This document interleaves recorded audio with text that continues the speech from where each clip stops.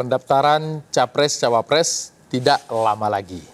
Hanya sekitar kurang dari 2 bulan. Nah, dan dinamika politik semakin ketat, mulai dari komposisi koalisi yang terus-menerus berubah dan mungkin saja angin bisa berubah. Kemudian juga ada hasil survei yang menunjukkan para capres dan cawapres semakin kompetitif. Kita akan lihat faktor-faktor apa saja yang membuat sebuah koalisi semakin rekat atau koalisi bisa saja berpisah di ujung pendaftaran nanti. Kita cawe-cawe, saya mengundang Bung Melkias Mekeng, Waketum Partai Golkar, dan juga Mas Jazilul Fawait, Waketum PKB. Dua orang Waketum yang akhirnya bisa duduk bersama. Kalau kemarin waktu deklarasi masih berdiri bersama. Jadi sekarang sudah satu koalisi ya? Satu koalisi, alhamdulillah. Apa namanya? Nama koalisinya apa? Belum dibuat namanya. Jadi ya yang jelas punya komitmen yang sama. Nama koalisi nanti mungkin diurus di belakangan. Yang penting visinya sama, bergabung. Itu nama koalisi belum ada itu karena memang terlalu dadakan penggabungannya atau gimana? Bukan, kalau soal nama itu nggak penting. Jadi kalau kita lihat di ketika membangun koalisi ini, sebenarnya yang pertama kali membuat koalisi itu Pak Mekeng. Koalisi Indonesia Bersatu. Ya. Karena itulah kami akhirnya membuat KKIR. Ya. Nah ternyata yang Koalisi Indonesia Bersatu itu almarhum. Nggak tahu ini apakah ini bergabung dengan KKIR atau tidak.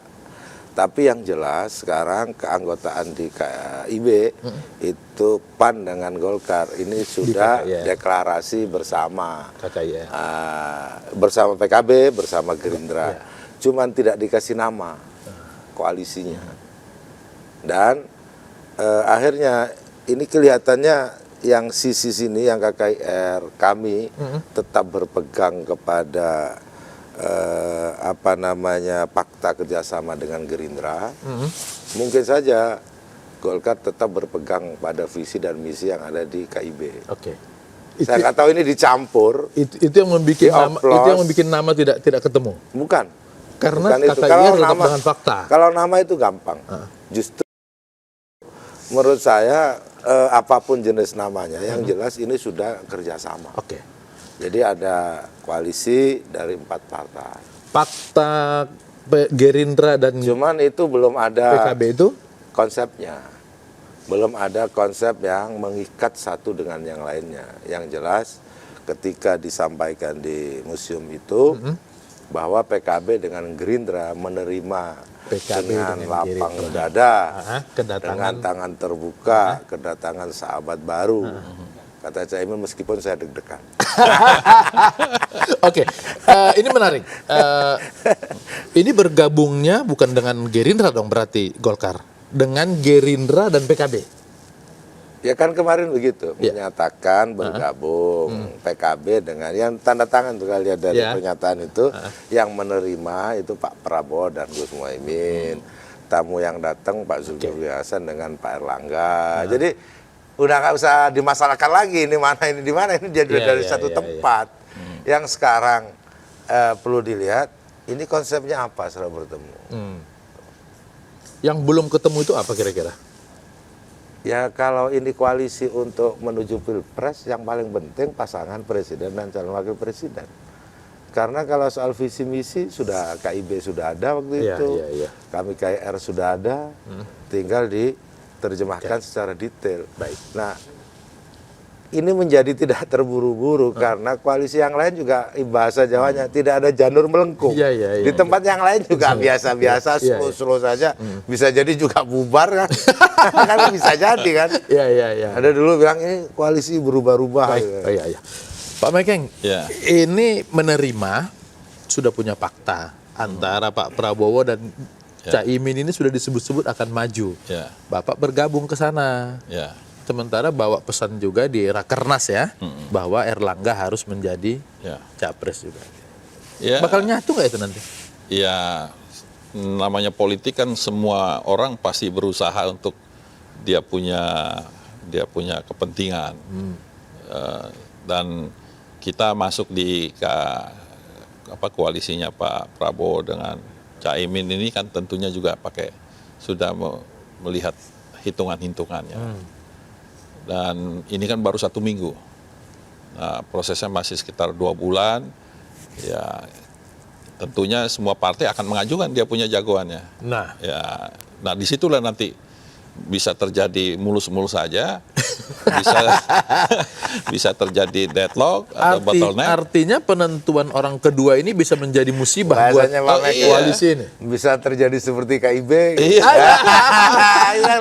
Lebih faktual lah contohnya. Karena politik itu sampai detik terakhir dia bisa berubah. Ya kita pernah ngalamin kan, yang tahun 2019 detik terakhir berubah. Ya ini masih cair semua. Itu loh. Kalau sampai tidak terjadi kesepakatan, nah pasti ada jalan keluar yang lain. Nah, itu baru kita lihat nanti realitasnya. Kalau bagi Gerindra, banyak orang menyebut karena koalisi Prabowo dan PKB ini sudah cukup lama, golden ticket untuk mendampingi Pak Prabowo itu ada di Gus Imin. Masih dipegang Teguh sampai sekarang? Itu yang ada di piagam kerjasama antara Gerindra dan PKB. Jadi fakta kerjasamanya bujinya seperti itu. Jadi capres dan cawapres dari koalisi KKR ini dibahas bersama Pak Prabowo dan Gus Muhaimin. Dibahas bersama. Diputuskan bersama. Belum ada nama berarti? Apanya? Belum. Belum ada nama Prabowo Caimin itu belum pernah ada keluar nama? Belum. Artinya, Kalau itu sudah ada ya tentu kita PKB akan lebih senang. Karena itu yang menjadi harapan para ulama, harapan dari Muktamar, mandat yang dipegang Pak Muhaimin, itu seperti itu. Tapi 12 bulan berlalu, belum ada juga keputusan siapa calon presiden dan calon wakil presiden. Kemarin sempat bikin Keburu pantun. Pak Mekeng dan teman-teman juga masuk, PAN juga masuk. Makin rumit dong. Ya makin banyak kepala, makin pusing. Makin banyak yang harus didiskusikan. Kemarin Tapi kalau di politik pusing biasa. Sempat bikin pantun 11-12 apa kira-kira gitu? Iya memang. 11-12 kalau nggak jelas ya kami lepas. Nah. Ya itu bukan pantun, itu bukan hanya sekedar pantun, itu mandat yang dibawa oleh PKB. Itu suara hati. Sambil ngancem-ngancem dikit. Kalau waktu itu ngancamnya mungkin masih bisa bikin Pak Prabowo takut. Karena kalau PKB pergi maka dia tidak cukup suara. Sekarang sudah ada Golkar. Dengan Golkar saja Gerindra cukup nggak? Oh iya cukup. Malah lebih besar suara Golkar. Nah. Di antara 4 partai yang berkoalisi itu di parlemen Golkar yang paling besar. Ya. Jadi habis Golkar, Gerindra, terus PKB dan PAN. Jadi itu nanti faktor-faktor itu yang akan menjadi muncul dalam diskusi. Ini siapa nih yang duduk dari wapres ini? Dan yang penting harusnya semua partai yang duduk itu dia harus mikirin yang penting menang. Bukan siapa yang jadi wapres, siapa yang jadi ini. Tapi kalau cuma asal taruh wapres terus kalah juga nggak ada gunanya. Yang penting koalisi 4 partai ini seandainya ini tetap abadi harus menang.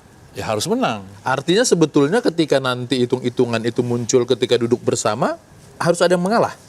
Ya tentunya dong. Salah satu pasti ada yang kalau 4 berarti 2 kan 3 yang 1 udah presiden. Capres sudah. Berarti 3 ya, 2 harus ngalah. Harus ngalah. Nah itu yang proses mengalahnya ini yang akan alot.